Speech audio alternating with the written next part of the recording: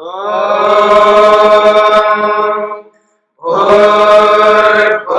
स्वः तत्सवितुर्वरेण्यं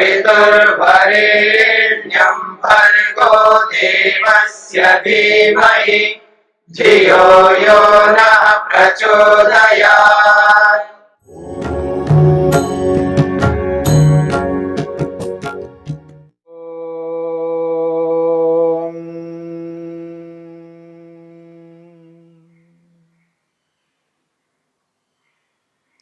साधन पाद के 27वें सूत्र तक हमने विचार किया।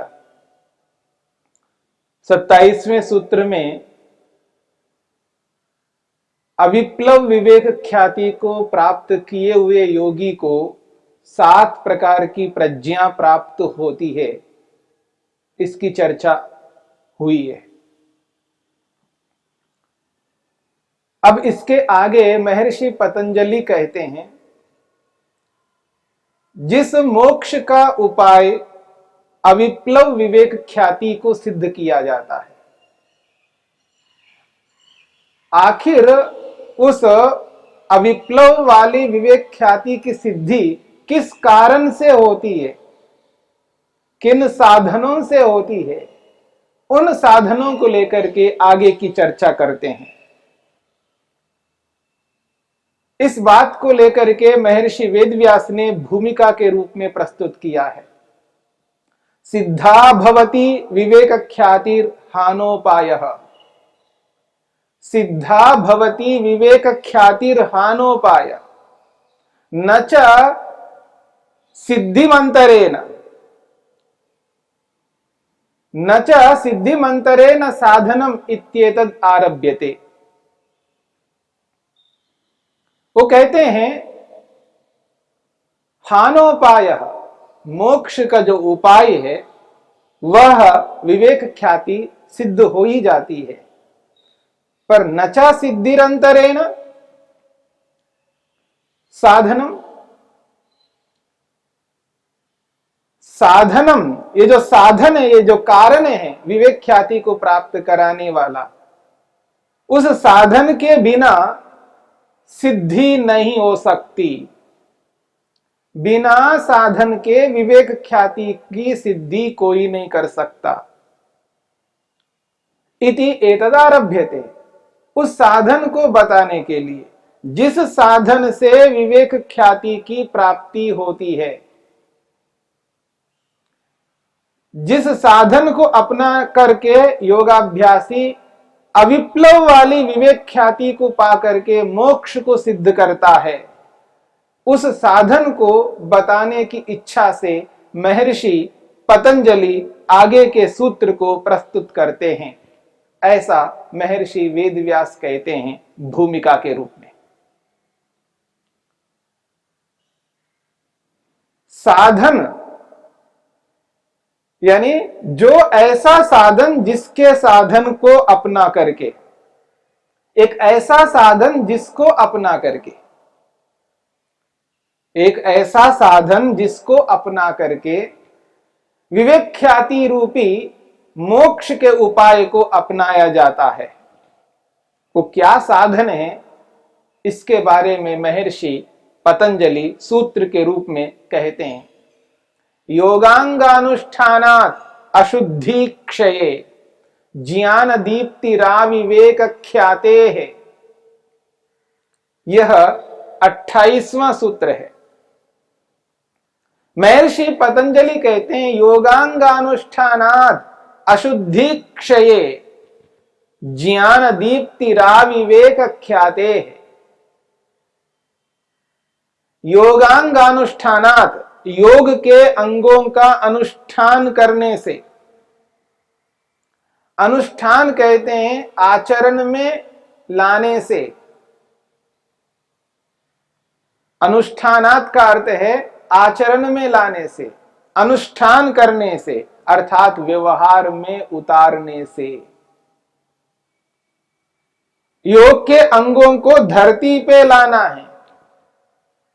इसको धरती पे ला करके तो देखिए, लोक में व्यवहार में ऐसा होता है कि इसको आप धरती में उतार करके देखिए, अर्थात आचरण में लाकर के देखिए, व्यवहार में लाकर के देखिए। योग के अंगों का अनुष्ठान करना है, यानी योग के अंगों को अपने जीवन में उतारना है। यदि मनुष्य योग के अंगों को अपने जीवन में उतारता नहीं है और मुक्ति को पाना चाहता है, मोक्ष को प्राप्त करना चाहता है, विवेक ख्याति को प्राप्त करना चाहता है, यह संभव नहीं है। बिना साधन के मोक्ष प्राप्त नहीं हो सकता, बिना साधन के विवेक ख्याति की प्राप्ति नहीं हो सकती। साधन तो चाहिए, कारण के बिना कार्य की सिद्धि नहीं हो सकती। यहां जो साधन है वो कारण के रूप में विद्यमान है।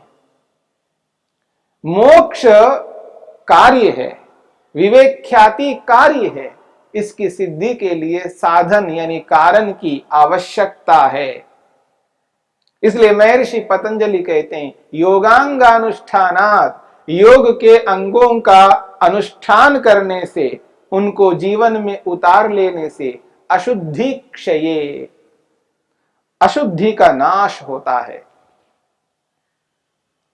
ऐसी अशुद्धि जिस अशुद्धि के कारण से विवेक ख्याति की प्राप्ति नहीं हो रही है, अशुद्धि कारण बनी हुई है, विवेक ख्याति को प्राप्त होने नहीं देती। इसलिए कहा जा रहा है योगांगानुष्ठानात्, योग के अंगों का अनुष्ठान करने से अशुद्धि क्षये, अशुद्धि का नाश हो जाता है। ये क्या है वो अशुद्धि? अविद्या, अस्मिता, राग, द्वेष, अभिनिवेश, यूं कहिए काम, क्रोध, लोभ, मोह, ईर्षा, अहंकार, यह है अशुद्धि। यह है क्लेश जो संताप को, दुख को देने वाले हैं। ऐसी अशुद्धि का नाश होता है। अशुद्धि क्षये, अशुद्धि का नाश हो जाता है। और किस प्रकार होता है और कैसा कैसा होता है, कब तक होता रहता है ये नाश? तो कहते हैं योगांगानुष्ठानात् अशुद्धि क्षये ज्ञान दीप्ति ही, ज्ञान की दीप्ति प्राप्त हो रही है। यानी योग के अंगों का अनुष्ठान करते जाएं तो अशुद्धि का नाश होता रहता है और दूसरी ओर ज्ञान की दीप्ति बढ़ती रहती है। ज्ञान यानी विवेक, दीप्ति का अर्थ है प्रकाश, विवेक का प्रकाश बढ़ता जाता है, उसकी वृद्धि हो रही होती है। और कब तक होती रहेगी ये वृद्धि? तो कहा अविवेक ख्याते। ये जो शब्द में विवेक ख्याति के साथ में आ जुड़ा है, ये पर्यंत को कहता है, तक। हिंदी में कहते हैं तक, यहां तक, यानी विवेक ख्याति प्राप्त होने तक ज्ञान की दीप्ति बढ़ती ही जाती है। और ये ज्ञान की दीप्ति तब तक बढ़ती रहती है, यानी ज्ञान का विस्तार तब तक होता रहता है जब तक विवेक ख्याति पूर्ण नहीं होती है, जब तक विवेक ख्याति अविप्लव वाली नहीं बनती है। योगांगानुष्ठानात्, योग के अंगों का अनुष्ठान कर लेने से, यानी योग के अंगों को आचरण में उतार लेने से अशुद्धि क्षये, अशुद्धि का नाश होता रहता है। और इधर अशुद्धि का नाश होता रहता है, उधर ज्ञान की दीप्ति बढ़ती रहती है। ज्ञान दीप्ति ही, अशुद्धि क्षय ज्ञान दीप्ति, अशुद्धि का नाश होता है तो इधर ज्ञान की दीप्ति, ज्ञान का प्रकाश, ज्ञान का विस्तार होता रहता है। कब तक? अविवेक ख्याते, जब तक अविप्लव वाली विवेक ख्याति प्राप्त नहीं होती है, तब तक ज्ञान की दीप्ति, ज्ञान का प्रकाश बढ़ता ही जाता है। यह है साधन, यह है कारण, विवेक ख्याति को प्राप्त करने के कारण है, साधन है। कौन? योगांगानुष्ठानात, योग के अंगों का अनुष्ठान करना, योग के अंगों को जीवन में उतार लेना। जब व्यक्ति ध्यान करना चाहता है, प्रभु का ध्यान करना चाहता है, इच्छा रखता है मैं ध्यान करूं, मैं जप करूं, मैं ईश्वर का भजन करूं, भक्ति करूं, ये इच्छा रखना बहुत अच्छी बात है। इच्छा तो रखनी है, ईश्वर का ध्यान करना है। यह मनुष्य का एक परम कर्तव्य है, ईश्वर का ध्यान करना। और ध्यान करने वाले व्यक्ति को इसका सतत भान रहना चाहिए, अनुभूति होनी चाहिए कि मैं जिस ध्यान को करने के लिए उद्यत हो रहा हूं, उस ध्यान के साधन को तो अपना लूं, योग के अंगों को अपने जीवन में उतारने का प्रयास करूं। दिन भर व्यक्ति योग के विरुद्ध, ध्यान के विरुद्ध, ईश्वर दर्शन के विरुद्ध आचरणों को करता हुआ वो ध्यान को ध्यान के रूप में, जप को जप के रूप में, भक्ति को भक्ति के रूप में नहीं कर सकता। इसलिए महर्षि पतंजलि कहना चाहते हैं, योगांगानुष्ठानात् अशुद्धि क्षये ज्ञान दीप्तिराविवेक ख्याते। योग के अंगों का अनुष्ठान करना होगा, योग के अंगों को अपने जीवन में उतारना होगा, उनको धरती पर लाना होगा। केवल कहने के लिए नहीं है। इस बात को समझाने के लिए महर्षि वेदव्यास कहते हैं, योग के अंग है क्या? योग के अंग कितने हैं? तो कहते हैं योगांगानि अष्टौ अभिधि योगांगानि अष्टौ अभिधायिष्यमाणानि। महर्षि वेदव्यास कहते हैं योगांगानि, योग के जो अंग है वो अष्टौ, 8 है। योग के 8 अंग है। अभिधायिष्यमाणानि, आगे हम बताएंगे। महर्षि पतंजलि कहते हैं योग के 8 अंगों के विषय में आगे चलकर हम बताएंगे, पर वो 8 हैं, 8 प्रकार के अंग है जो यम के रूप में, नियम के रूप में, आसन के रूप में, प्राणायाम के रूप में, प्रत्याहार के रूप में, धारणा के रूप में, ध्यान के रूप में, समाधि के रूप में है। ये योग के अंग हैं।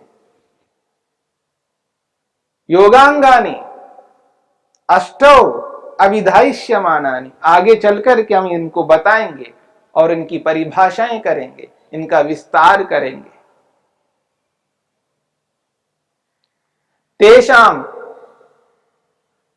तेषाम अनुष्ठानात् पंच पर्वाणो विपर्ययस्य अशुद्धि रूपस्य क्षयो नाश।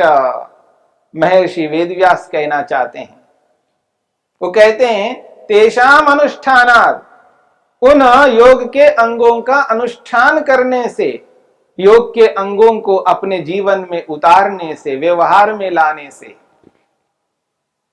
पंच पर्वाण, 5 पर्वों वाली जो अविद्या है, जिसे यहां पर विपर्यय कहा है। विपर्यय कहते हैं अविद्या को, मिथ्या ज्ञान को।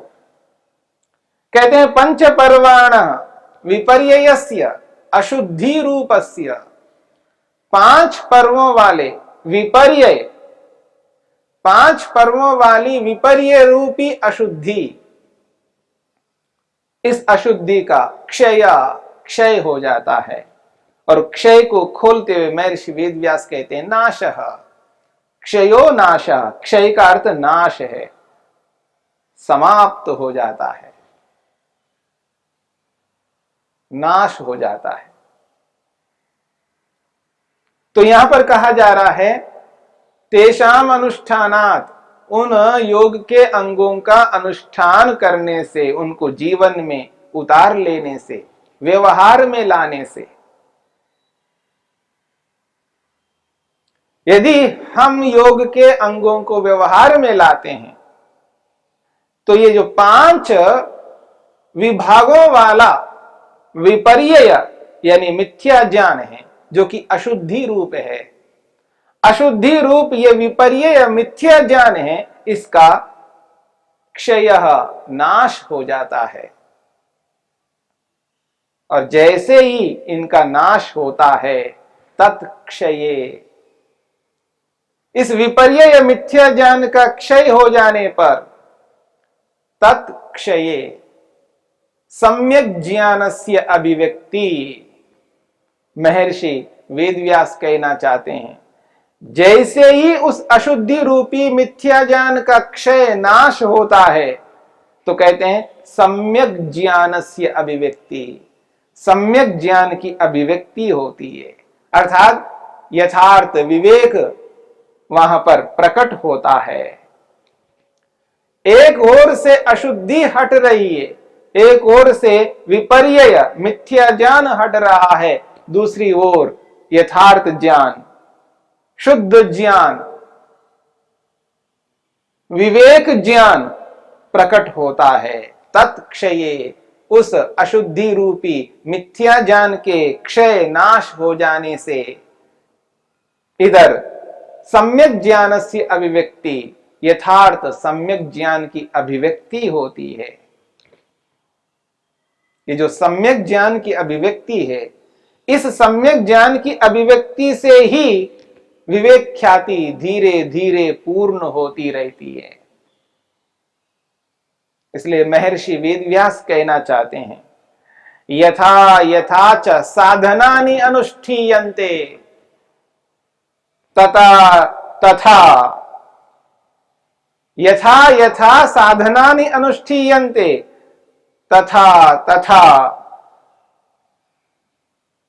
तनुत्वम अशुद्धि आपद्यते।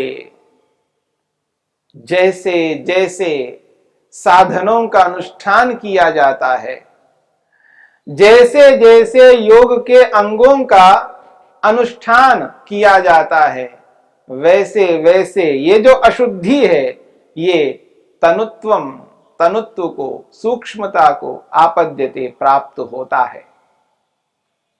अशुद्धि को कमजोर करना है तो योग के साधनों को अपनाना है। योगांगानुष्ठानात् अशुद्धि क्षये ज्ञान दीप्तिराविवेक ख्याते।